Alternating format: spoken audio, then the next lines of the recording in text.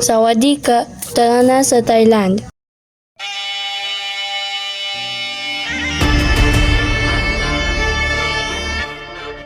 Ang Thailand ay isang bansa sa Timog Silangang Asya na may lawak na humigit kumulang 513,000 km². Kaya't isa ito sa pinakamalalaking bansa sa rehiyon.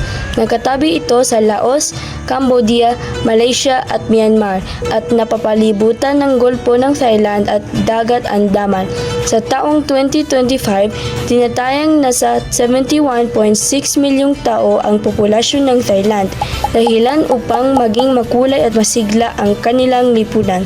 Ang opisyal na wika ng bansa ay Central Thai o Siamese na nagsisilbing mahalagang paraan upang pag-isahin ang mamamayan kahit na may iba't ibang dialekto at wikang regional. Mahalaga rin ang relihiyon sa pagkakakilanlan ng mga Thai. Mahigit 90% ng populasyon ay naniniwala sa Theravada Buddhism na malaki ang impluwensya sa kanilang kultura, tradisyon at mga pista. Gayunpaman, kilala rin ang Thailand sa pagiging mapagtanggap dahil may malalaking komunidad din ng mga Muslim, Kristiyano, Hindu at Sikh.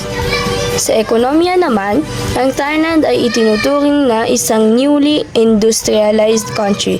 Isa ito sa pinakamalakas na ekonomiya sa Timog Silangang Asya at umaasa ng malaki sa pag-i-export ng mga produkto gaya ng electronics, sasakyan at mga pananim. Malaking bahagi rin ng kanilang kita ang turismo dahil milyon-milyong dayuhan ang bumibisita ng taon-taon upang maranasan ang kultura, pagkain at ganda ng kalikasan ng Thailand. Nakasalalay ang lahat ng ito sa kanilang makulay na kasaysayan.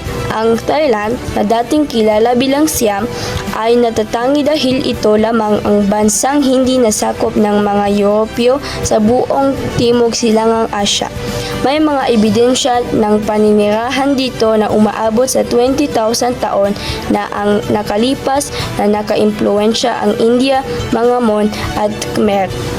Ang naunang dakilang kaharian ng Thai ay ang Sukhothai noong ika-13 siglo na nagbigay daan sa pagkakakilanlan ng mga Thai.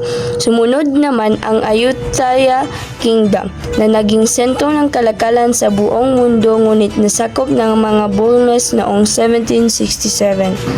Muling pinag-isa ng Haring Taksin ang bansa sa panahon ng Thonburi at nang lumaon, naitatag ang Ratanakosin Kingdom sa Bangkok sa ilalim ng Chakri Dynasty na namumuno pa rin hanggang ngayon.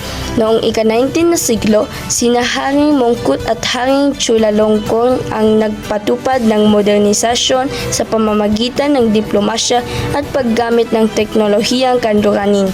Pagsapit ng revolusyon noong 1932, naging konstitusyonal na monarkiya ang Thailand na siyang humubog sa politika nito hanggang sa kasalukuyan.